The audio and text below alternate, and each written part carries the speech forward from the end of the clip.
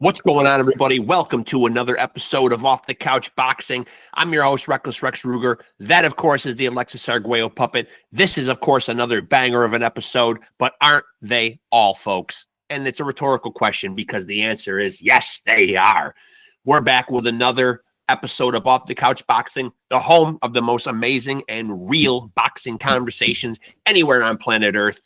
You know the motto: legends, luminaries, world champions, and fighters on the come up. All coming here to chop it up with your boy Reckless Rex. Today is no different. We got a legit OG and legend coming on here today.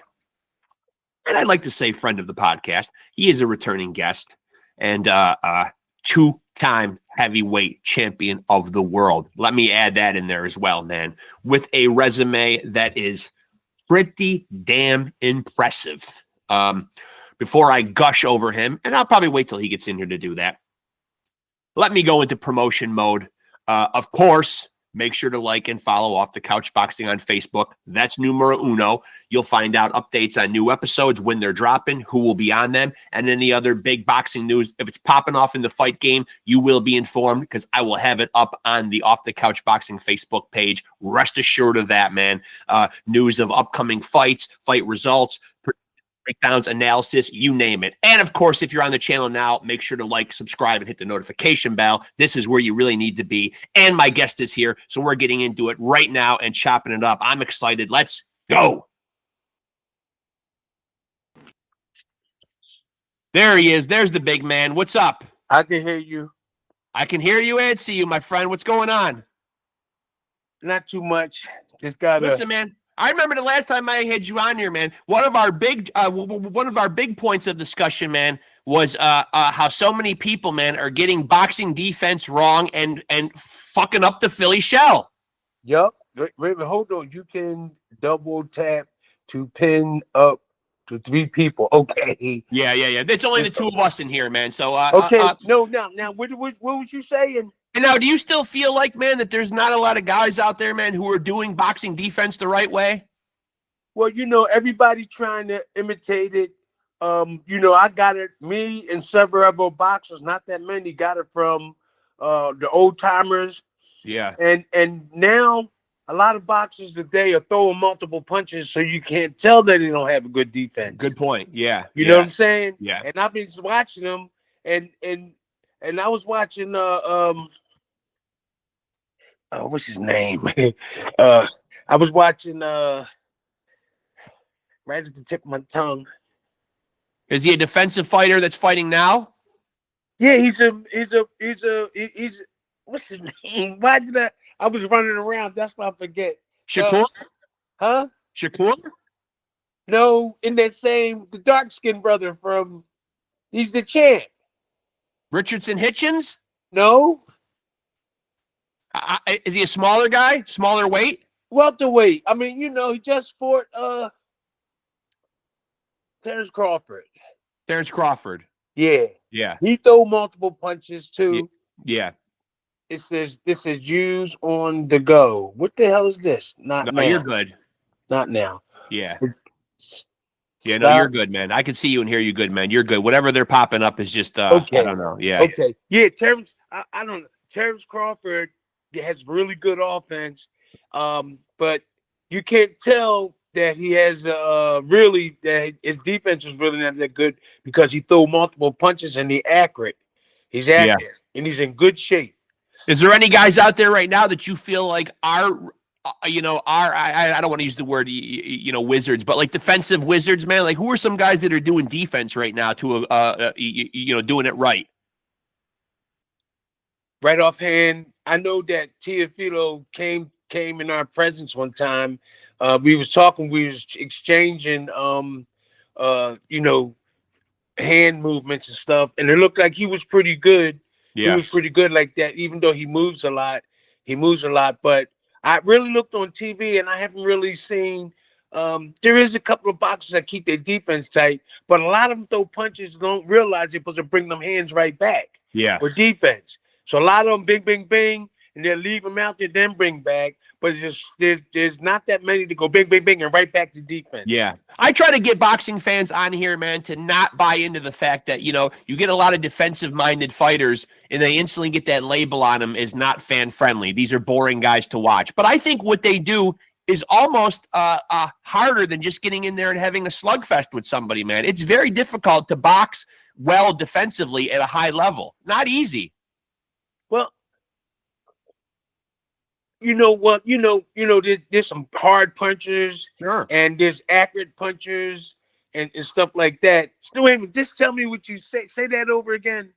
there's a lot of guys, man, who will knock guys, for being defensive-minded. Like a guy like Shakur comes to mind. You'll get a lot of fans who will say, you get a lot of fans who will say Shakur is boring. I don't want to watch his fights. It's not fan-friendly. You know what I mean? But what Shakur is doing, though, man, is not easy to do. Not everybody can just get in the ring and do that. Listen, defense and offense is just as important. When you teach a boxer defense, you got to teach them countering and blocking. Yeah, you can make it without one or the other. They've done it in the past. Some guys that get brain dead. Yep. Some guys get brain dead because they got one and the other. And, Yep. And some guys are not brain dead, but they haven't really produced. They're good blockers. Yeah. But they really don't really, do really well with the offense. So, and the person that has both of them winds up turning out pretty good. And now, would you say that there's anybody on the heavyweight level, aside from yourself, there are certainly guys in the heavyweight division who have done defense well, but you do see a lot of the bigger guys, tend to rely on the fact that they have a big punch that can bail them out at any moment in time. Are there any heavyweight guys throughout the course of boxing history that you would say were great defensively? Heavyweights. Well, you had Joe Frazier. Joe Frazier kept his hands up. Yep. And he kept moving a lot. Now he did keep his hands away a lot. I keep mine tight. Yeah. Let me see. Kenny Norton, he kind of kept his like he had a defense, but it was really loose because he got hit a lot. Yeah. Kenny Norton, if you check him out, he did keep his hands in that area. Yep. But he didn't really tighten them up a lot. Yeah. He did sometimes, That's just my opinion. There is other boxers. Listen, all of the guys. You should bring them up. What about a guy like Muhammad Ali, man? He got away with he probably got away with a lot because of his speed, though, right? Oh no, that too. But Ali was in good shape, and he just moved out of the way of punches. Yeah, he just not that many people could do that. There is, but not a lot of people could do that. And during that era, to me, there was a lot of boxers that were strong, and they. And really not a lot of good defense and stuff like that. There was some that did, there was some that don't, but Ali just was float like a butterfly, sting like a bee. And what about a guy harder. And what about a guy like Tyson? Sparring partner. And what about a guy like Tyson Fury, man, who people make such a big deal about him being a big guy that can move very well? Well, he don't have a good defense. No. If you watch his video, I love the brother. I was over there with him and the Gypsy people over there in England. They're really good people. I was over there training with them, and he don't have defense. He does have a good combos, footwork. Yeah, his height and everything to me is what pushes him over that level. Yeah, his height and his long arms, and he's strong and he got a big heart. He will fight you. Yeah, he got caught with a couple of shots and went down. Yes, he did go down, but he got up. He gets up. Yeah. So I would show him defense. If I was in his corner, I would show him defense, even though he became champ and he had those big fights. But a couple of those big fights, he went down a couple of times. And, you have to eliminate that. You have to be able to block punches and deliver punches. Now, I want to get your opinion, man, because you are an OG and you've been doing this a long time. I want to get your opinion on where you stand, because right now I am taking a very interesting online course right now on 52 blocks. Where do you stand on 52 blocks? So 52 blocks. He's a martial artist. Yeah. He's a martial artist. And what's his fight name? Well, I'm talking to a guy right now and watching videos from a guy named Light Burley. Yeah, that Light Burley. I did some I did some. He has good ideas. And let me tell you, man, he loves you. He loves you. Yeah, I'm sorry, Light barely. He has to. To me, he just have to figure out the boxing side of it because he's a martial artist, right? Well, I think he likes to incorporate 52 blocks, though, man, into like the way he's teaching it in this particular online course. He's making it very applicable to boxing, if anything. You know what I mean? Like, it's complicated. It is. You can't mix both of them together. You got to stay on one. Now, I can't talk boxing and try to add in a little bit of martial arts things. Yeah. It just won't work. Yeah. He's going to have to stay either martial arts. Now, there might be something he can do. It might be something he can do. We talked about it before. It might be something he can do with certain defenses, but you can't mix both of them in. You can like say like somebody throwing multiple. I'm doing martial arts, and somebody doing kicking and throwing punches too. You just go into your shell a certain way. Yeah. You can block, but you can't really mix them both together. It might be something you can get away with, but it's not a whole lot of them. But would you say that there are elements like with the hand stuff that could be applicable to boxing? Because like we've seen guys like Zab Judah and Mike Tyson, you know what I mean, like talk about the mystique of it and how maybe they've pulled it out in certain fights. Yeah, like this, like all that stuff. Yeah. So, but the martial arts way is a little bit different. Yeah. Like I throw my stuff up like this too, and then I keep my lower guard down on my stomach. Yeah. So you can go this way and that way. Yep. But martial arts is different. The movement is different than boxing. There might be one or two things you could do punching wise, but I don't know about blocking kicks and all that. They are different. I don't see how you can really. You might can do something small, couple of things, but not everything. The movement is different. So for you, man, you've got such a crazy resume. I was talking a little bit about it before you got in here, man. I'm wondering, with all these guys that I'm looking at that you fought, man, who gave you your toughest fight? My kid's mom. Boy, she no. I can relate to that. I always say that when somebody asks me that. No, let me. You know what? Mark Wells. There was a couple of guys that I underestimated, and they gave me a hard way to go. A lot of times, my fights, my mental thing wasn't right because, look, I love Don King and all those guys that right. I had bad business with. It's over. I'm gonna move on with my life, but it hindered me when I knew I wasn't getting the right pay or a lot of things wasn't going on. You know, I wasn't focused like Tyson. Tyson went straight up to the top. Holyfield, all those guys. I had a lot of stoppage in between and caused me not to really function. And some of those guys, I forgot his name, little short dude. It, was kind of like I wasn't paying attention. I knew I could do what I want. I knew I could beat him, but I just didn't take the fight serious. Yeah. Like the first Bone Crusher fight, I beat him 9 out of 10 out of 11 out of 12 rounds. The second one, we threw the fight because there's a lot of political stuff going on. Yeah. Okay, I was supposed to fight Tony Tubbs. I was supposed to give him a rematch because I had smoked marijuana. Yeah. On my birthday, if you remember that. Yeah. And then we had to give him a rematch. Which still seems crazy. His shoulder got hurt. Anytime anybody brings up marijuana, I never understand how anybody could see that as a performance-enhancing drug. I never wanted to lift a finger. hey, at that time, I had stopped for a long time because it cost me what? It cost me like $50,000 fine. Yeah. It cost me money to got in trouble and everything. But what we was just talking about. We're talking about who gave you your toughest fight. Yeah, there was Mark Wells. These guys that I didn't really think they would give me a hard way. And then when I got in there, they were really trying to get me. So those guys were trying to get me because I was Tim Witherspoon, and I just underestimated him.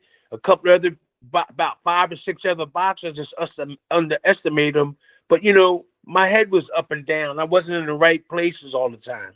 Let me ask you about 4 specific names, that are not on your resume, and just take them one at a time and tell me like why they're not on the resume. We'll start with Mike Tyson. What happened? Why is Mike Tyson not a name on Tim Witherspoon's resume? I just was with Mike about 2 weeks ago. Yeah. We were signing autographs for Holyfield, Buster Douglas, Evander Holyfield, and Buster Douglas, and there's one more. It's me and Mike.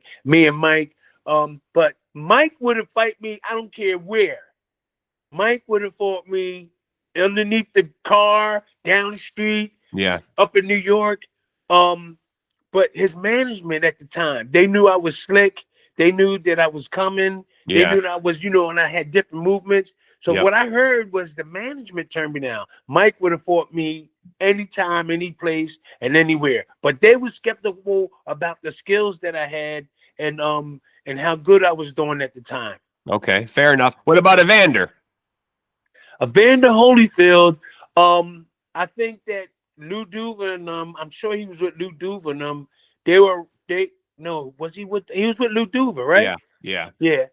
I think Lou Duva maybe was a little too hesitant, because if the right Tim Witherspoon show up, it could be some problems. So, and Holyfield was a smaller heavyweight too. He was. Yeah. He was. Yeah. He was in good shape though. I wasn't really in good shape all the time. Yeah. Now another name, Lennox Lewis.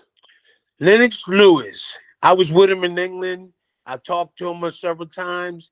All I would have to do was be in shape, because I don't think he take the best punch in the world. I don't think he take the best punch. And I would have to keep my hands up, because he really could punch. And I would have to be in phenomenal shape. Big guy. To beat him, Tyson, or Evander. So, but I think I'm a better boxer, even though they were bigger and strong. I think I had better teacher. I knew how to relax and block punches and work my way in, where they just threw multiple punches, and a lot of them didn't have really good defense. Now, I'm not going to ask you about every guy that's missing. You can't, just keep coming. But one more guy I want to ask you about for sure, man, because early on, man, he was knocking guys out, a lot of them in the first round, but Lennox Lewis gave him credit as being a great boxer with a lot of speed too, man. Now we all know him as Let's Go Champ, but what about Shannon Briggs? Shannon Briggs. Now, why did a fight never happen with Shannon? Shannon always seems like he's down to mix it up with everybody too. Yes, Shannon was really competitive, strong. Yeah. Put his play. He would not quit. But I was watching a lot of his videos, and he could have used a lot of defense and offense. Yeah. He had heart. Yeah. He had heart, and I've been watching him, matter of fact, because me and him are good friends, and he had to be in shape, because I did see some of this movement, no defense. I don't see a real good defense. He did do jabs and he threw multiple punches, but when you throw punches at him, he couldn't tighten his defense up. So he was competitive, strong, had a big heart. It would fight you. And yeah, that's about it, What about when you see Mike Tyson, man, like fight like a guy like Jake Paul, man? Does it break your heart when you see like Mike Tyson lose to a Jake Paul, or do you think that was just kind of like sports entertainment? So you acting like you don't know what really happened, huh? I mean, I'm trying to stay diplomatic because I do a podcast here. I don't want to. I don't want to cast any stones. I don't want to believe that at any age, man, a guy like Jake Paul beats Mike Tyson. I don't care if Mike Tyson's in a wheelchair; he should win that fight. You know what I mean? You're not gonna convince me that some guy that's been boxing for a couple of years and is a professional social media guy is coming out and beating Mike Tyson. I don't care if Mike Tyson is 58, 68, 78. I don't care, man. Plus, we saw all those videos leading up to it, man. Mike looked great. Yeah. I really think that, look, I did an exhibition with the Sandman, the wrestler, and I told him, you're not going to make us look good if you don't throw a lot of punches. Yeah. This is what we said before I did the exhibition with him. Yeah. And he threw a lot of punches, so a lot of people wasn't booing. Right. But then near the end, when I didn't really hit him hard. I hit him on the arm near his face, and he caught it, and he went down. But I told him he was supposed to do that. He did it. It was kind of like people was like they was expecting that. But yeah, the Tyson fight, there was a lot of people that no boxer that knew Tyson was just going in there just to play with Jake Paul. Yeah. The real boxing people know that Jake can't beat Tyson. Right. So Tyson, when he went in there, I could see at different points where he held back. Yes. When he held back, man, Tyson used to come at you and just take you out of there. Yeah. So Jake is the one that had to make it look good by throwing a lot of punches. And you could see when they slowed the film down where Tyson hesitated before he threw one punch. He could have tore Jake's head off, but he pulled it back. Yes. And that was obvious. See, I knew because I did it before. Yeah. I did it, and I called Jake out too. I called him out. And no response. But he put together. He been training. He put together some good combinations. I was watching him, and he's a good. He looked like he could box. But what about those top 20 heavyweights that's fighting? He can't beat. I don't think he could beat none of those guys at top 25 that's out there today. Right. But, So right now he's living and training like a boxer, but has he done enough on his resume, like where you can look at him and say, I respect him, man. There's a boxer there. Or has he not earned that yet? No, I think that if he's serious and stop doing the Hollywood stuff and get serious like those other top 20 boxers, yeah, I think he could probably do real good. But those top 30 guys, they've been boxing for a while. They tough, but it seems like he can get there. The question you asked me was, do you think he's got the potential to be let's say, do you think he's a world champion caliber, or could he be? No. Right now, no, because I know there's guys they had all these amateur fights. They had all this experience. Yeah. They got good trainers. They boxers. They're not actors. When they go in, they're going to get serious and try to take your head off. You can't buy that, right? You can't buy that or catch up with that. If you don't have it, you don't have it. Right. That's my opinion. Now, maybe he might. It depends who's in his corner. Yeah. I don't know who his trainer is. It depends who's in his corner. And it might give him that motivation if you keep winning. Teach him defense so he don't get hit a lot. Yeah. Tighten his defense up, and he could do something. But other than that, I don't think that. I think the top 30 will do him in. What was the most controversial fight that you think you had? Because me doing this podcast, I try to stay tapped into what's going on currently in the sport and, of course, the history of the sport. There's a lot of people out there that don't like the decision in the Larry Holmes fight. I was young, and I was in there with one of the greatest heavyweights. One of them. There's a whole lot of them. One of the greatest heavyweight boxers of all times, and I was just worried about how good I was going to do. So would you say maybe because he's the A side that maybe he might have got a little bit of the nod just based on that reputation? Yeah. Yes, he did, because I thought I did win, but I found out that you have to do more than just beat the champ. Yeah. You can't just beat him. Right. When the bell ring. When that last bell ring, you can't just beat him. You have to do just a little bit more to convince them judges. Yeah, that's a great point. Or else they're not going to give it to you. You just can't go in there, I beat Larry. You got to do more. I think I did that, but at that time, Larry Holmes that period, he was trying to reach Rocky Marciano's record. There's a lot of other young heavyweights coming at him. So I wasn't going to win unless I really put him on the canvas that, near the end or something like that, or really beat him up bad, worse than what I did pretty good on. Yeah. What's the fight that you think along your career, man? Like, what's the fight that when it was over, you look back on it and you say, that's a fight where I really learned a lot? Is there one that sticks out where you feel like, like when you look back on it, you really figured something out or learned something either about the sport or the game or yourself?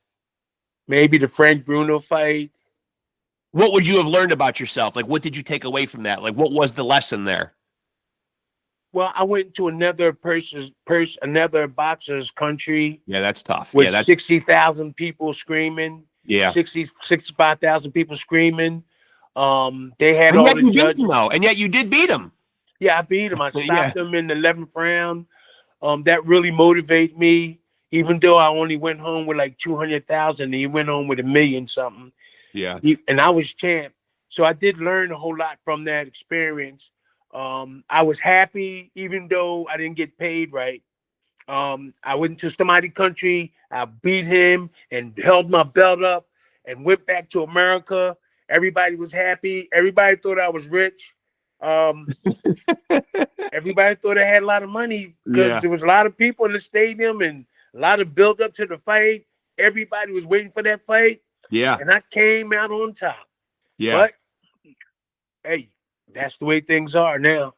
Now, you've been in with a lot of great fighters, and I asked you your toughest opponent, man. But because you fought at heavyweight, man, obviously there's a lot of guys on here that are some hellacious punchers, man. You know, who actually hit you the hardest? Carl the Truth. Carl the Truth. Okay. Let me say this.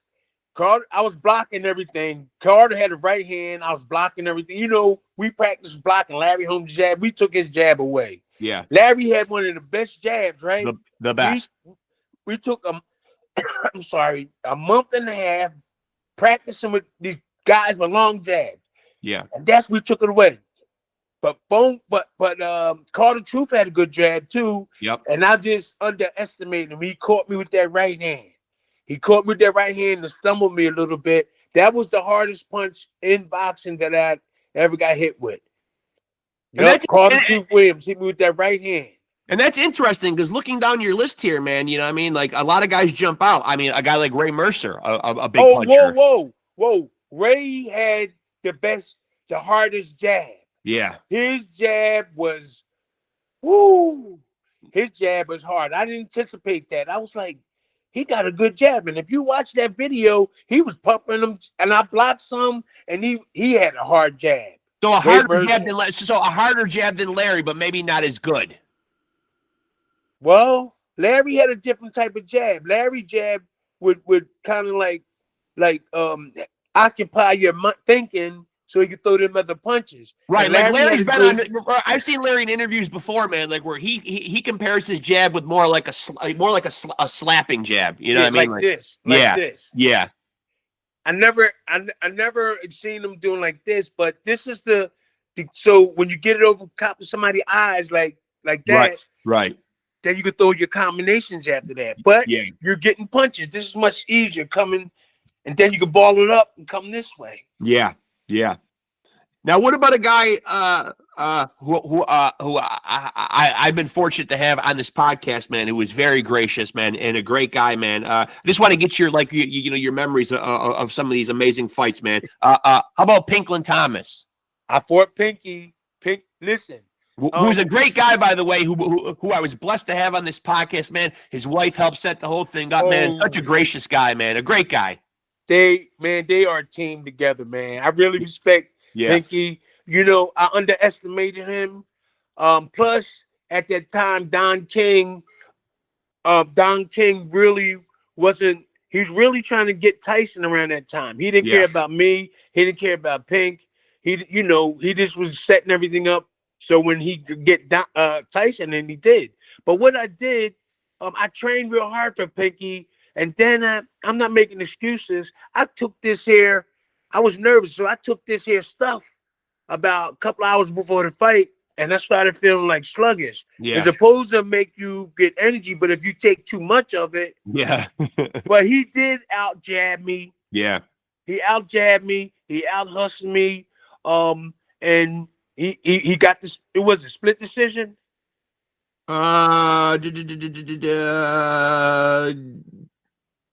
Majority. Okay, he got the majority. Yeah. So, but everybody knew at the time I was arguing with Don. It was like that was something you shouldn't be doing, and just concentrate on the fight. And he won fair and square, but my head wasn't right for that fight. The other guy that I've had on here, who's a great guy, man, Al Cole, Ice. Oh, that's my man. Yeah, love him. I fought him too. That fight was kind of like, it wasn't easy, but I was comfortable with that fight. He was a cruiserweight that moved up. Yep. And I won that fight. I wasn't really worried about that fight. But he was. Yeah. I keep in touch with him too. He's a great guy. He's a great guy. Yeah, I had him on a couple months ago too. How about Tony Tubbs? Tony Tubbs, a very skillful. Underrated. Yeah. Yes, throwing a lot of punches. Yep. He didn't have. We trained in camp before. We trained in camp several times because we had to go to Don King's camp. Tony could box and put his combinations together. I'm gonna tell you this: if Tony Tubbs could punch harder, there'd be a lot more knockouts. I'm telling you, because he quick and he's slick. You can't hit him, but his punching power. Yeah. If Tony Tubbs could punch, there would be a lot of people in trouble. I'm telling you. Now, another guy that you beat by majority decision, man, and you don't hear his name often mentioned a lot, man, but an intriguing guy, man, Ronaldo Snipes. Ronaldo was in boxing before me, I think. And, at the time I went around, they set the fight up. We was fighting. That's when I was just trying to reach the top. And we both was in the way of both of us reaching to the top. Yeah. And he was like kind of like awkward, but I knew how to deal with him. I kept my hands up. I kept trying to jab him. My trainer taught me better stuff than his trainer taught him, and that's why we came out on top. We came out on top. But my trainer, I think whoever's trainer was, he was okay, but my trainer really taught me basic stuff and showed me what to do during that fight. How about I'll ask you one more here. How about James Quick Tillis? Oh, James Quick Tillis. He listen. So the first time I was fighting James Quick Tillis, that's my man. I was sick, and they canceled. They got somebody else. Yeah. So he was like, "Yeah, you were scared to fight me." He was talking all this stuff. You were scared to fight me, blah blah. No, I was sick. I was sick before the fight. They took me to real quick. So we were in the camp training, and I was sick. I was like almost not fainting. So they took me down to the doctors, and they said, you can't fight. They took me to the hospital, and they test me. They say there's no way you're going to fight next week. So they canceled. So James Quick Tillis was saying, yeah, that punk, he was scared to fight me. He was telling everybody that, right? I got in good shape. I chopped wood. I did a lot of stuff. Knocked him out in the first round. Yeah. I remember. Got him out of there. But he's a good dude, man. Quick is a nice guy. It's nice that you've kept a good relationship with all these guys, too, man. That's nice to see. I think that's more of an old school thing. Yeah, there's no need to be angry after it's over. We doing the sports. We love each other, man. But if you're in the way, we're going to have to try to knock your head. He have to knock mine off, and I'm going to knock his off. Now, let me ask you this, because you are a very affable, gregarious guy, man. Are there any of these guys, though, in the lead up to the fight, or anybody in your career that ever really, was there any true animosity with anybody? Was anybody in your crosshairs that really got under your skin where it did become a little personal for you in any of these fights? Wow, there was. Because you seem to have such an affection for all of these guys, and it's great to see or whatever, man. But there's got to be somebody somewhere along the line. You're talking about, well over 60, almost 70 professional fights. Someone had to piss off Tim Witherspoon. No. James Broad kind of like got a little. I stopped him in I think the third. Yeah. Or something like that. James Broad. Well, this is the only thing. James Broad was acting and I love that brother too. I think he passed away, right? And he was acting real arrogant and stuff. And I noticed that a lot of fans didn't like his attitude, and that's what helped me got him out of there too. But I really personally didn't have nothing against anybody for some reason. It's just a sports, man. I love everybody, and we got the rest of our life to live. So I want to be there for my kids and all my friends. So I don't want to get no conflict with nobody. And if I do, we apologize. And that's the way my mom raised 10 of us. She raised 8, but I got 10 siblings. What about a guy like Andrew Galata? A lot of people didn't care too much for him on a personal level. I heard about that when I fought Andrew, right? I fought Andrew. I didn't think it was. I thought it was going to be a hard fight. I was over in that country, so I had to. They got me out my bed for that fight. Yeah. They knocked real quick. I got to remember real quick. They knocked on my door. I said, "Who's this on my door?" And there was these people, and there's like a limo, and the guy from another country. and he said, "We need you to fight in Andrew help me Galata. Andrew Galata." Yeah. And I said, "What?" He said, "Yeah." He said, "Yeah, you got to get ready, and we got to bring you in there." So I only trained like 3 weeks, maybe 20-something days, and I fought them. So they came and knocked. I wasn't even in shape. They knocked on the door. Okay, then we flew over there, and we got in the ring. You know what plan they had?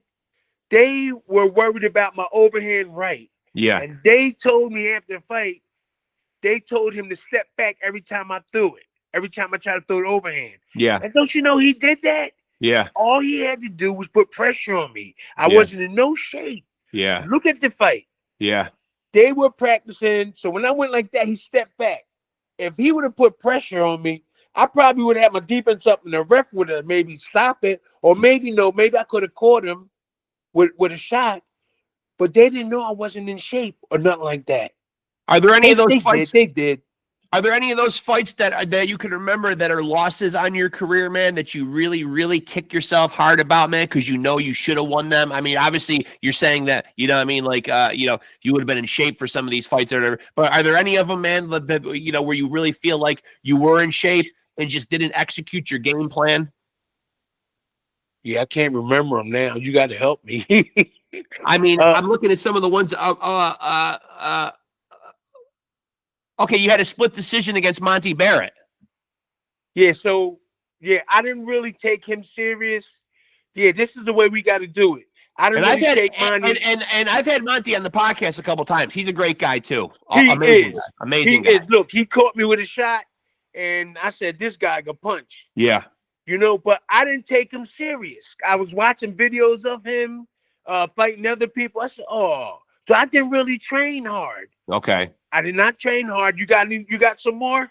So would you say though, man, that most of the fights that you that you didn't come out on top, you would shoulder the blame for some of it, maybe not taking guys seriously or like or conditioning. Probably a lot of them like you were your own worst enemy. Yes, Fair to say? that's exactly perfect Yeah. way to say it. Yeah. I was, and I just couldn't get ready for certain fights because of the promoter that was promoting the fight. That's just the way it was. Up and down mentally. I couldn't stay on the right track like Tyson and some other boxers that had everything backing them up. So I could use that as an excuse. What about your last fight? I believe it was your last fight. You had a TKO loss to Lou Savarese.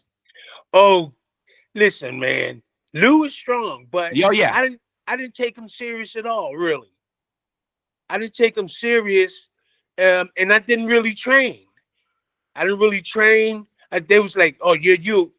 And Lou said it. At least Lou said at the fight, he said, "Man, if you was in shape, you would have beat me." This is what he said to me. But you know what? He came to fight that fight.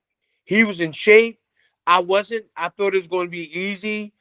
But I really didn't look at a lot of his fights and say that this guy could really punch. And he probably, if I'm not in shape, he probably could hurt me. But I didn't look at that. I just was listening to everybody, "Oh, Luch." And I've seen him a couple of times. But when I got in the ring, he was strong. And I like the fact that you don't make excuses, man. I think it's great for young boxers to hear this kind of stuff too. Like if any of them are watching out there, man, like young up and coming boxers, man, because it is nice to hear like somebody who doesn't have that bravado and that ego, and you're willing to step back and say, "Hey, you know what I mean? I wasn't taking this guy seriously. I wasn't in great shape. You know what I mean? Like I'm not making excuses or whatever." I think sometimes it's good for people to hear sometimes. But when you say you didn't take a guy seriously, did you feel like in your career it was your responsibility to watch these guys, or were you leaving it up to your team and your team is telling you, "Hey, don't worry about this guy"? No. We always watch videos of our opponents. Okay. We always, my trainer had a really intelligent trainer, Slim Robinson, Yep. who helped Mike Rossman, the Jewish bomber, become champ. Yep. And he several other people. Ali had him in the corner when Ali fought who did Ali fought Holmes. Ali didn't have him in the corner, but Ali was listening to him. Muhammad was listening to him in training camp. It was Larry Holmes. He wasn't listening to his regular trainers. he was listening to. He had Slim over there sometime, but Slim wasn't in his corner when he actually fought. But he was listening to Slim. He gave Slim a lot of respect before he lost to Larry Holmes. And so when you say not taking these guys like seriously, man, since you're saying that you're sitting there with your team watching tape, but what is it that you see with these guys that makes you say, I'm going to take this guy lightly? Is it just something that you know about yourself where you say, I'm looking at his style, man, I'll beat this guy, and then you overlook him? Yeah, that's a good question. And what are you seeing when you look past a guy? Typically, what would you see? Like, would you just say, he's not on the same skill level as me, I'm bigger than him? Like, what would you would just look at those aspects and say, I'm going to have an easy time here? Yeah, I look at the defense. I look, they might be in good shape and stuff. I look at their defense. I look at their trainer. Yeah. I look at the people that around them. I was taught that by Slim. We looked at a lot of different things. Especially get the video. Yeah. Get the video and watch the trainer, watch him work, watch them, put stuff together. It's just my morale was low, a lot of different fights. And, I know that I was going to get paid the proper money. Yep. And sometimes I just didn't get up for the fight. Just going through the motions. Yeah, just going through the motions. But if I would have had the right promoter, which I did. Dennis Rappaport. Okay, Dennis Rappaport, who was Jerry Cooney's trainer. Yep. Once I left my promoter and went with him. He treated me so good. Dennis made sure I had sparring partners. He made sure that we had everybody there that we needed. And I was abused and didn't realize that this man was behind me 100%. He gave me a $40,000 bonus after one fight. And I didn't even, after one fight, he just said, no, you keep it. And I was like, he said, that's yours. Pocket that. Yeah. I couldn't believe it. And then he would send people to the camp to make sure I had everything. I didn't realize I had a good guy in my corner. That's taking Rappaport. Yeah. That's taking care of your fighter right there. It was too late. I didn't realize it.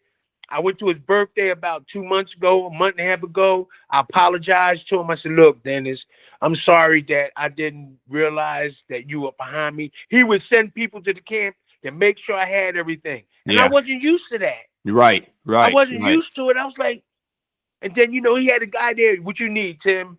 And I was like, this guy asked me what I need. And okay, he give me $20 or something like that. It's almost I'm just saying. He had a guy there. It's almost like he would always check up on us. It's almost like you were conditioned to not be treated well. Okay. You know what I mean? Yeah. Like I didn't know how to act. And then I felt kind of bad because I had a third. That was my second chance in boxing, and because I was abused, I didn't really pay attention to it. And later, I apologized to him, man. Yeah, that's big. That's big. Are there any guys that you think that you looked past that maybe your team was telling you, "Hey Tim, wake up, man! Don't look past this guy, man"? Are there any guys that you look back now and say, "I looked past the man, and my team tried to warn me"?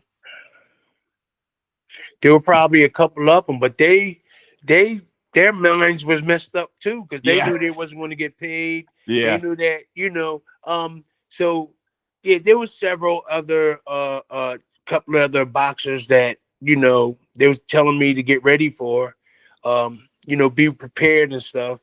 But I never really expressed it, but in my mind, I was like, man, I'm just gonna go through this fight. If you understand what I'm saying, I go to the fight. They never know what's in my mind. Right. Whether if I knew after a couple of rounds what I'm gonna do and stuff like that, I was going to tell anybody. Right. Most of my fights, I was going to go in there and except for the Bone Crusher second fight, that particular fight I actually threw. Yeah. And explain to me, because you're a Philly guy, man. Explain to me why you think in your mind, man, what your theory is to why. Obviously we know Philadelphia is a tough town, but there's a lot of tough towns around the world, man. New York City, but specifically Philadelphia has churned out some amazing fighters, man. What do you attribute it to, man? Like why there's such a great class of fighters that have come out of that great city? You know what? I really don't know. I'm from South Philly. I'm from down south near the Italian market. Yeah. Right where I said it before on the thing. I walked. I did the Italian market. Yeah. I went down to the Italian market where Sylvester Stallone made the movie. Yep. I'm 5-10 minutes. I was born and raised from there. Yeah. My mom should take us shopping, buying groceries from the Italian market, and then I went on to become the real 2-time heavyweight champ. And I did the same thing he did in the movie. Yeah. The same thing. But you talking about the boxers, right? I'm talking about like why so many great boxers have come from Philadelphia. I mean, is it something in the I think water? they What's had good going trainers. on over I think they had good trainers. Yeah. And New York and Philly and Jersey, but I don't know. They had good trainers coming from there. I don't know where it started from. You know, who's the trainers and why do everybody say a lot about Philly and New York and all that? Yeah. I don't know, but there's a lot of people street boxing in the street when I was little. It's just gotten a reputation, Philadelphia, as like when you hear it's like when you hear that there's a great boxer, and then someone tells you they're from Philly, you're not even surprised. You're just like, that makes sense, you know? Yeah, you hit it right on the tee. No, that's true. Yeah. But I was little. I used to see all the older people outside boxing in the street, going to the body, and I never thought of it. I played football. Baseball, basketball. Had a scholarship in football. I went to university I was a tight end, and then I started boxing. After I got hurt playing football, this guy hit me in the back. Yeah. He hit me in the back. I caught a pass, and I broke down two cornerbacks. I get ready to break away, and he hit me right in the back. And then I went home and started boxing. Everybody was boxing. Buster Drayton, Earl Hargrove, Kenny Reese. That's in South Philly, but there's a whole lot of other boxers in Philly. Whoa, you know. And do you feel like though that you feel like that's where you were headed though? Like, was the dream to play pro football? My dream was to be a tight end. Yeah. I was a running back when I started. And then I got big and I was a tight end, but that was my dream, to try to make professional football. And it didn't work out that way. But I kept pushing. Whatever it was, I kept pushing, and I became heavyweight champ of the world. It's funny that you brought up the Sylvester Stallone thing in the Italian market, because there's been a lot made about him stealing the story for Rocky, man, by watching the Chuck Wepner Muhammad Ali fight. Right. So yeah, but we're Chuck. It was a whole thing. It was literally a whole thing where Chuck Wepner literally tried to sue him because he said that was his whole life story, man. Because he had a fight with Andre the Giant in Rocky 3, man. He made himself fight Hulk Hogan in an exhibition match. You know, a lot of the stuff when you really, I watched a good documentary on YouTube about it, and it's really interesting how much stuff was borrowed from Chuck Wepner's life. Wow. I know. I think he wanted some royalties, or was just kind of like, hey, at least acknowledge that this is about me, you know? I heard he did get some. I heard that Chuck did get some. Oh, that's good. That's good. So he saw it all the way through, and he did. You know, I was with him several times. I was with him. We was in camp, and I was in meetings with him. Yeah. And around that time that he got the money from that, I was around him. Yeah. I was up in New York training, and I bumped into him a couple of times. I was around him when he was talking about going to go get money for that. Yeah. Yeah. So he did eventually get some money for that, I think. Well, thank God. You can't just borrow a guy's life story like that and not give him some credit. I mean, but I'm the real Rocky in real life. Yeah. I actually, well, what did they say Chuck did? Because I actually lived 10 minutes from there. My mom used to take us shopping, me and my siblings, buying groceries. Well, I think a lot of it people. I think then a lot I went of it back home, huh? Yeah. I think a lot of it was based on the fact when Chuck fought Muhammad Ali, and then suddenly, man, you see Rocky. He fights, Apollo Creed in the movie. Yeah. But I think Apollo Creed was, a big bragging guy. Talked a lot of trash, very much like Muhammad Ali. You know what I mean? Like a very similar style character. And of course, in that first Rocky movie, he's talking about all he really wants to do is go the distance and prove that he's not a bum or whatever. Chuck Wepner, he said that same stuff when he was fighting Muhammad Ali. I just want to last. I want to go the whole 15 rounds with him. You know what I mean? Like, a lot of stuff is eerily similar. You know what I mean? That he borrowed from that unless you didn't know Chuck Wepner's story, you wouldn't know, Right.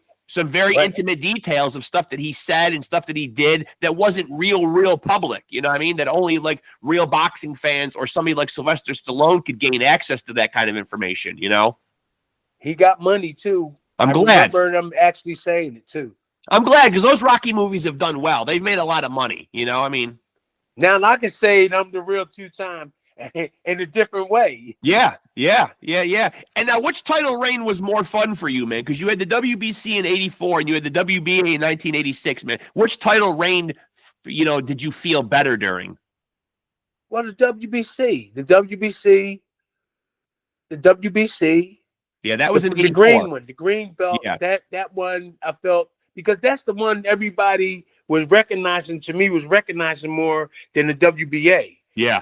The WBC, you know. But when I got the WBA, I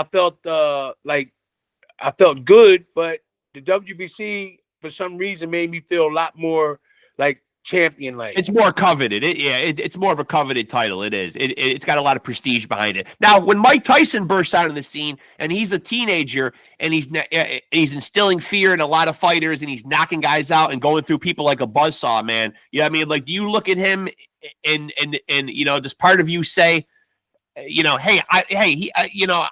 he's not so special, man. Fucking, you know, bring him on. I want a piece of him. No, well, the thing was, I didn't know nothing about him. We were in training camp, and then this big limo pulled up. No, it wasn't a limo, it was a car, and it was Don King. Because obviously he had a lot of buzz. Obviously, he had a lot of buzz going on around him. I got to think that there were a lot of guys who probably wanted to avoid him. But then I got to figure a lot of you old school heavyweights, man, probably said, he's not shit. I'll take a piece of him. Well, we didn't say that. That's when Don King got us all together in his camp, and he said, "This is what I want y'all heavyweights to do." He said, "I want y'all to start getting in shape." This is the first time we heard of him. We was in Orwell, Ohio. He said, "This is a kid named Mike Tyson, and he's knocking everybody out." He said, I want y'all to get your behinds in shape." Because there's like about 6 or 7 heavyweights there. And he was like telling us. And then we was like, oh yeah, who the Blood Green was there? Yeah. David Bay, Greg Page. Yep. And we was like, oh, we didn't pay no mind. And then like about a week later, we saw him fight. Everybody's like, oh damn, that's the new guy Don was talking about. Yeah. So everybody started getting in shape. I just went my regular way. Everybody started getting in shape. And then you seen all the heavyweights, Don King lining them up to fight Tyson. But he told us. Yeah. We knew when he was trying to get Tyson, because he made us all come to this little meeting at the camp. And so told us to get ready. So something was fishy. And so do you feel we like found out what it was. Right. So you guys feel like you were kind of being like lined up for the slaughter? Is that what it felt like? No, that's exactly what it was. Yeah. That was exactly what it was. And Don just would say, look, man, get in shape. This young kid is knocking everybody out. So I guess that was his direction, what he was going to go, what Don was going into. So we didn't even take heed to it. We was like, yeah, okay, who the hell is this? No, I didn't know. And then when I seen him, I said, oh, okay. And then we knew Don King was really trying to get him. But did you see, you know, but when he's making a big noise and he's young and and as you say, he's knocking everybody out, you know, if you sit back and watch him, man, you know what I mean? Like, you know, I obviously, you know, he was a powerhouse, you know what I mean? He was a menace. He was really going through guys, you know, but you're a big heavyweight, a 6'3" guy. You know what I mean? Like Mike is not very big in stature or whatever. You know, did you look at him and say, you know, I could come up with a blueprint to beat this guy? Because we did see Buster Douglas, you know, really fight a beautiful fight. You know what I mean? And he seemed to be the first guy to really put the stamp on the blueprint on how to beat Mike Tyson. You know what I mean? Did you think about it years before? Like, I could put together a fight plan and beat this dude. No, I always thought that I could beat. Hold on. Let me see. Wait a minute. I mean, I guess as a boxer, man, you kind of have to think that way anyway, that you could beat anybody. You know, I mean, it kind of. I got to see if this. Hold on. Let me see if this. Hold on. This only take me a split second. Yeah. Oh, here we go. I'm trying to. Oh, the battery. I'm sorry, everybody. That's all right. That's all right. Hold on. Oh God, here we go. Damn, champ, you could go a few rounds right now. Who, me? Yeah. Yeah, let me see. Yeah, I'm gonna have to sit over here. The battery getting low. That's all right. That's all right. Yeah. Yeah. Now, what? I'm sorry. What did you say? I'm just wondering, like, if you ever looked at Tyson and thought, okay, he's much shorter than me. I could definitely come up, like me and my team could come up with a game plan, man, where we could beat this guy. Well, I always thought that I don't care who was in front of me, that as long as I'm in shape, I could beat them. I could beat them. I didn't really have no fear, but I know you was somebody that you definitely have to be in shape. Yeah. To fight. Yeah. He was ferocious. He kept coming. He didn't care about anything. But Buster Douglas on that night, he was thinking about his mom. Yes. I don't care what you hit him with. Yes. He wasn't gonna feel no pain. Right. Exactly. That's what helped him win that fight. Yeah. And there were a lot of factors, I mean, like, not to take anything away from Buster, because as you said, he did fight a beautiful fight. But Mike was going through a divorce, and Don King really was starting to get in his head around that time too. I mean, like, Mike was a little turned around that time. He was. Yeah, there was a lot of things going on. A lot of stuff swirling around with him. Yeah. Yes. Yeah. There was a lot of things going on with him. I do remember that when Don was saying he was trying to get Mike, we remember he was talking about it, and then he actually did. He actually talked Mike into coming with him. Yeah. And Mike did that. So he's something. Don King. I'm cool with him now. Yeah. I had a great experience in the boxing. I got to go on with the rest of my life. I can't keep talking about this one now. I will, like we doing the interview. Yeah. But I got to go on with my life. People know me from being a boxer. That's positive, even though there was negative things in it. Yep. I just got to make out the rest of my life and see what I can make myself happy and my family and my kids and move on. They say, "Oh, Tim Witherspoon was the boxer." Yeah. We can't keep talking about Don King. King. Right.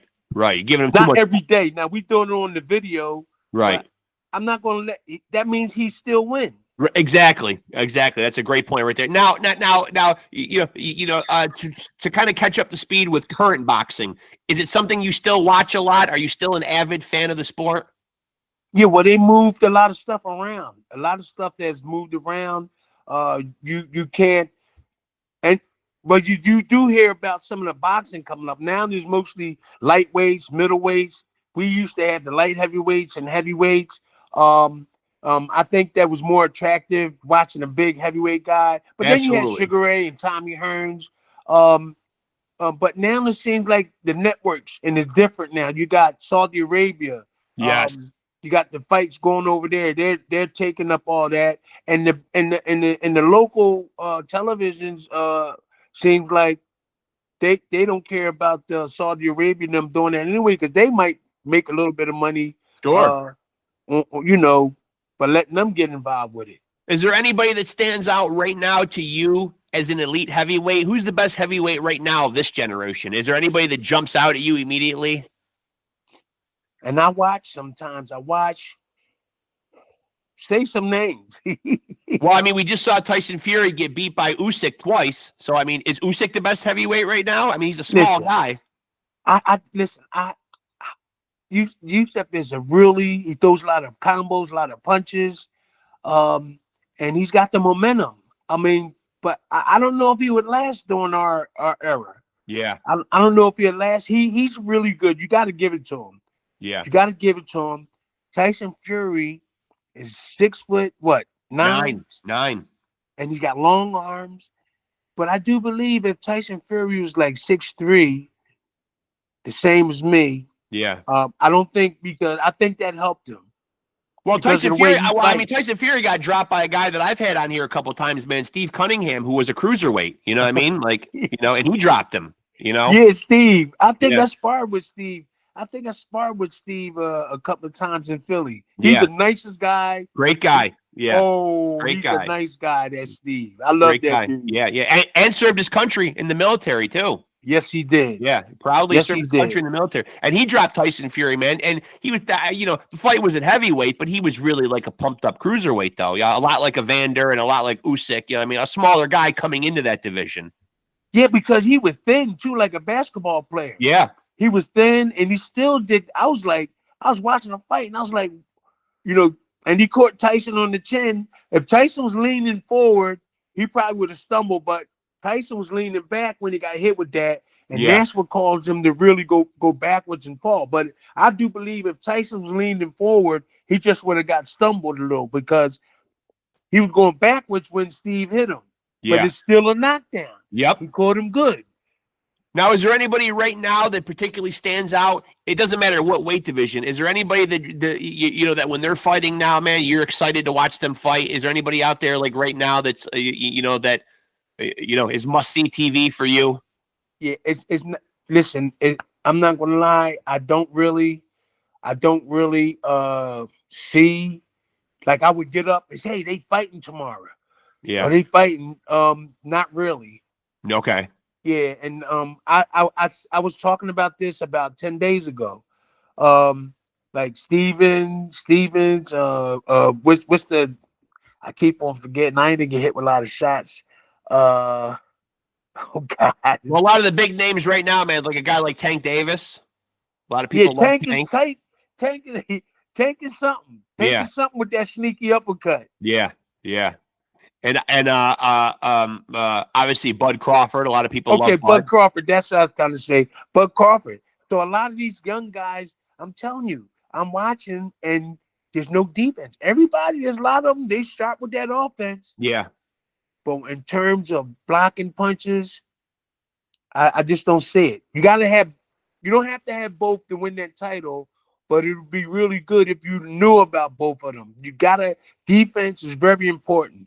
Who would you say? Important. Defense and offense, both of them. And so who would you say is a guy out there that you remember that had them both mastered? Is there a guy that did both well?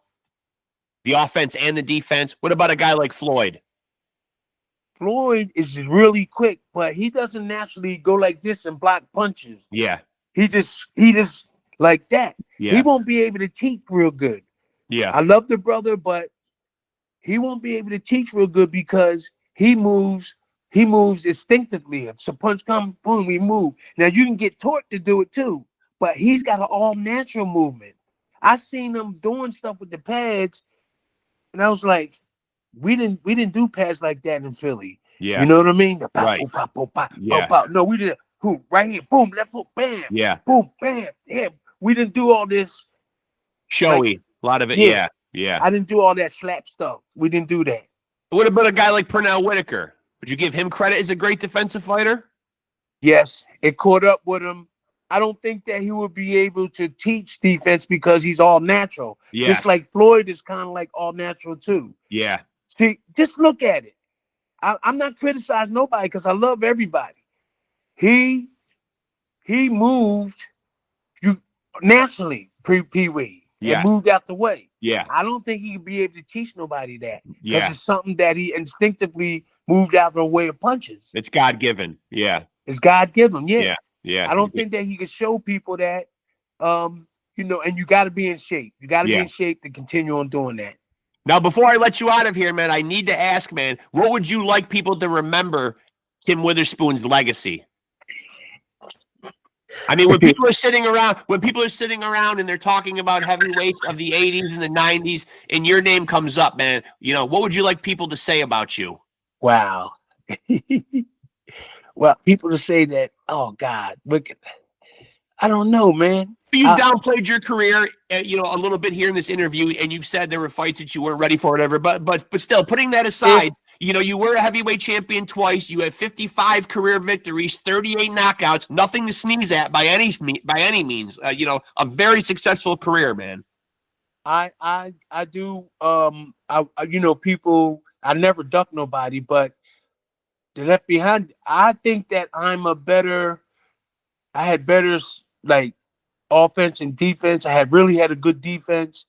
I want to be known by maybe somebody that fought against, with the promoters and them were doing. Like I boxed, but I also was concerned about being ripped off and the business part. Bringing awareness to that, the darker Bringing politics. awareness to that. Yeah, I was one of those guys. Yeah. But I did have a good teacher. Look, I don't have no cuts. I know. I don't have no. I do have these guys. They're not my teeth. These here are fake false. Yeah. They false. But let me see.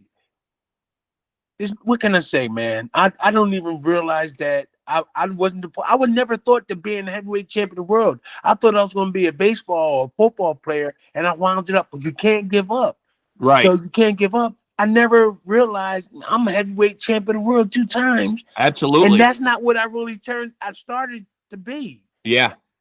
I started to play sports, baseball, football, basketball. It was football first, baseball, and then basketball. I even played golf. I played soccer. Yeah. I played all the sports, and now I ended up heavyweight champion of the world. Crazy. You know, Yeah, it was meant to be. it was meant to be. Yeah, yeah. Listen, man, I could sit here and talk boxing with you all night, man. You just got to bring me back. I know. I appreciate you, man. You know, I get people on here, man. I love having young fighters on here, man. But when I get the legends like you on here, man, I know people love to hear stories about, you know what I mean, like a lot of those old opponents and like you touching base, you know, and your thoughts on some of those amazing fights that people obviously look back on and they remember, man. So, Yes. You know, listen, man, I appreciate it, man. You know, I've got your contact information, man. Let's do it again. You're always a Maybe great guest, of course. Absolutely. Yeah, we will definitely do it again. You could get Mitch on, but it's hard to communicate. I know. Oh, you talked to him before? I've reached out to Mitch. Yeah, I'm not sure like if he feels comfortable doing it. I'm not really sure. You know what I mean? Yeah, well, I talked to him today and yesterday. You know, somebody's selling a book, his book, and he didn't even know it. No kidding. Yeah, somebody in New York. I went and I got some people that know Roberto Duran. Okay. I'm letting your fans know this. Yes. His name is Marcellus. He's up in Canada. Okay. And they got lawyers and everything helping Blood Green fight these people that was selling his book.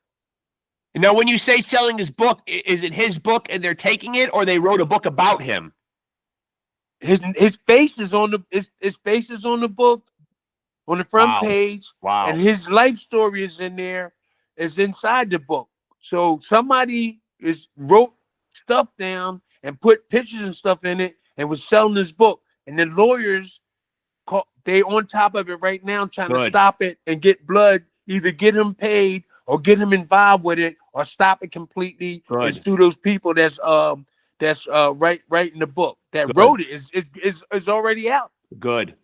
Yeah, I know there needs to be some justice because, as you know, man, you know, a lot of people don't wind up after their fighting career, you know, in a good spot. And you know, boxing doesn't really have anything in place afterwards when your career's over to take care of you guys. I say it all the time. You know? That's what we need. Yeah. That's what we need. Yeah. We need structure. We need some type of structure so when we retire, everybody can meet up or everybody can talk. Or we can just make sure that everybody's all right because boxing is a hard sport. Once it's over, and you start, I'll be forgetting stuff now, and I didn't really get hit that much. I think what they need to do is obviously, man, it's great that these fighters can make these huge purses, these $20-30 million things.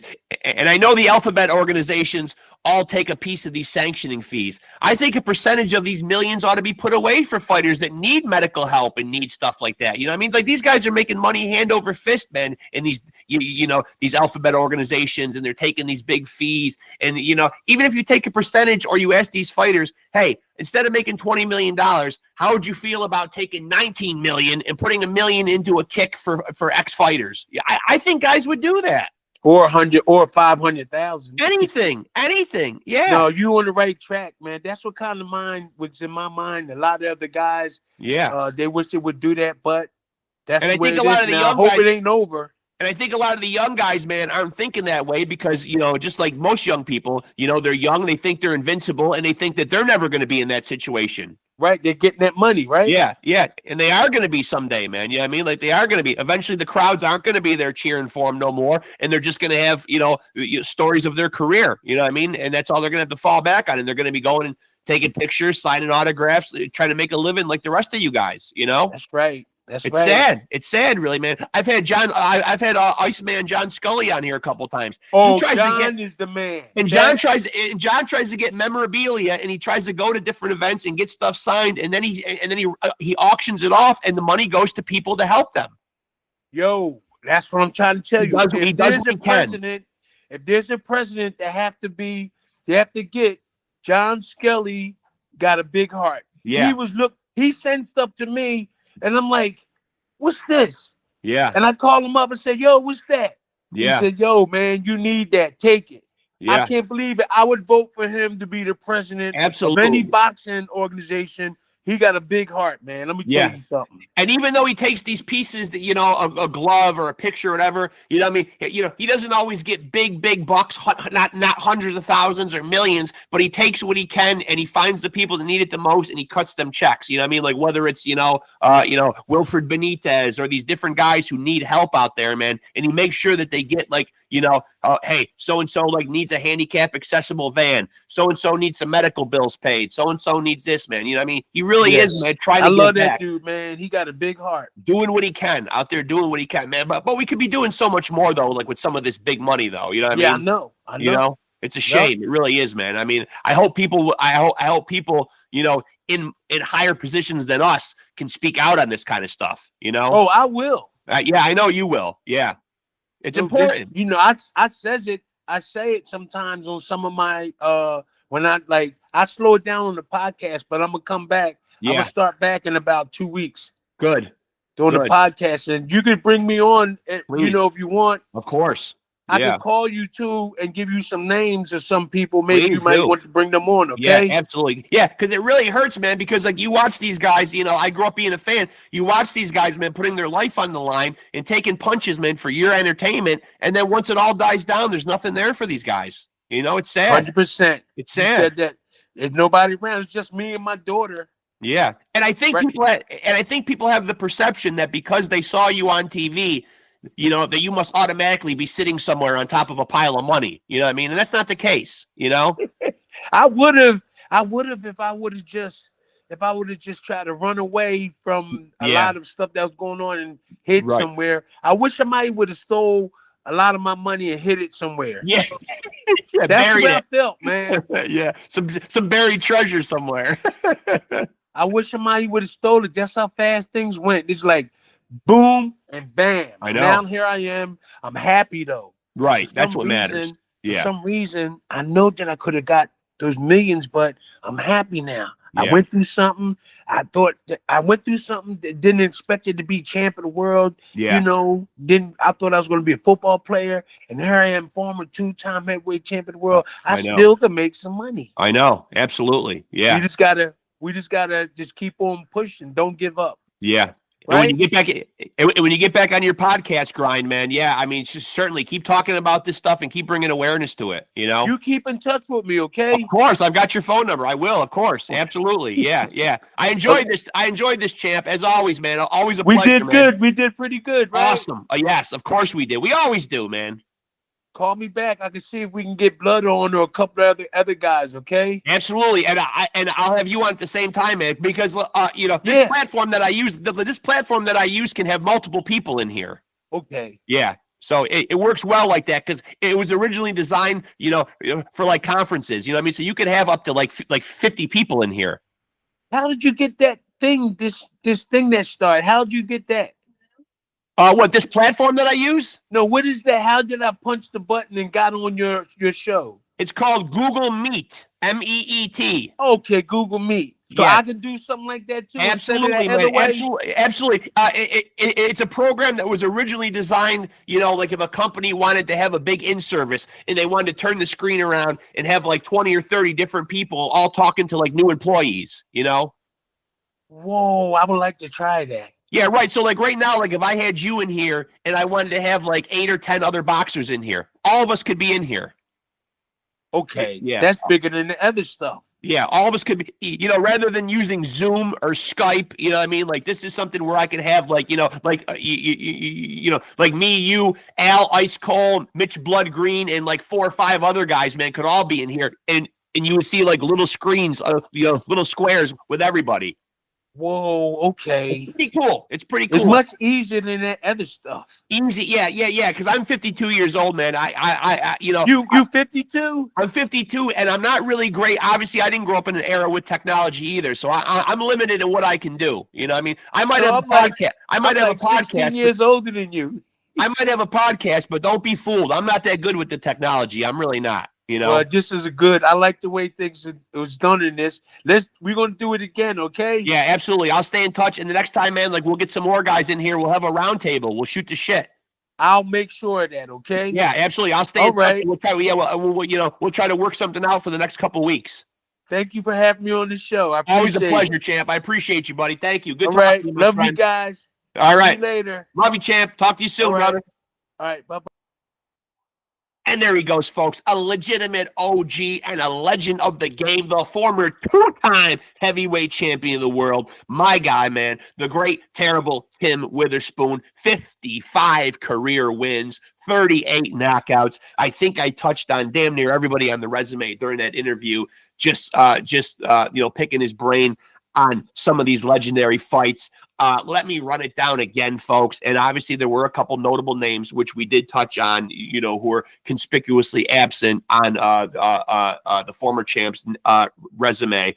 But Lou Savarese, Monty Barrett, Alicia Castillo, Andrew Galata, Larry Donald, Ray Mercer, Al Ice Cole, Carl the Truth Williams, Jose Rebalta, Bone Crusher Smith, Frank Bruno, Tony Tubbs, Pinklin Thomas, James Quick Tillis, Greg Page, Ronaldo Snipes, Larry Holmes. Who hasn't this guy fought, man? One of the most just one of the true greats of what I consider, and of course, again, me being 52 years old, the golden era of the heavyweight division, man, throughout the late 70s, the 80s, the 90s, man.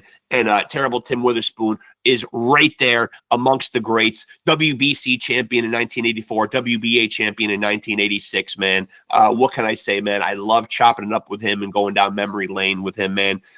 He really is a friend of the show, man. I'm happy to know him, man. I'm happy to have his personal number. I'm happy that I'm happy that he's so enthusiastic about talking about his career and shedding light on some of the discrepancies and some of the unfortunate aspects of the boxing game, i.e. the dirty side of the business, the political side, the not having stuff in place for boxers at the end of their career. I'm happy that he's going to get back into his own podcast grind and bring awareness to this stuff. Certainly an outspoken guy, a great ambassador for the sport, man. And as he said, just a guy who loves everybody, man. No animosity with any of these ex-opponents, man. Friends with all of them, man. Just a great guy. I can't sit here and gush enough over the former two-time champ, man. So, and a Philly guy, man. Come on, man. The Northeast, I'm gonna brag on it, folks. I'm gonna speak on it, man. I might be a New York guy, man, but I'm just gonna cover the general region, folks. I'm gonna say nobody builds them tougher than the Northeast. Take it any way you want. Pennsylvania, Connecticut, Jersey, New York, wherever, man. If we're up here in this part of the country, man, the Northeast, man, we're hard. We're hard, folks. And terrible Tim Witherspoon, man, a shining example of that, man. Just so happy to know the big man, and so happy to get the chance to have these amazing conversations with him, man. A legit living legend, man. So thanks to him, man. And of course, make sure to like and follow Off the Couch Boxing on Facebook. And of course, make sure to like, subscribe, and hit the notification bell. And the good news is, much like terrible Tim Witherspoon, you too can be a champ. Not maybe a boxing champ, but a champ in life. And the formula is very simple. Just continue to stay tapped in with this podcast, which is, of course, the undisputed, undefeated heavyweight champion of boxing podcasts right here. The most amazing and real boxing conversations anywhere. You know the motto: legends, luminaries, world champions, fighters on the come up. You can be a champion too. Just continue to stay tapped in. That's all you got to do. Continue to roll with Off the Couch Boxing. Continue to roll with the champs. Peace.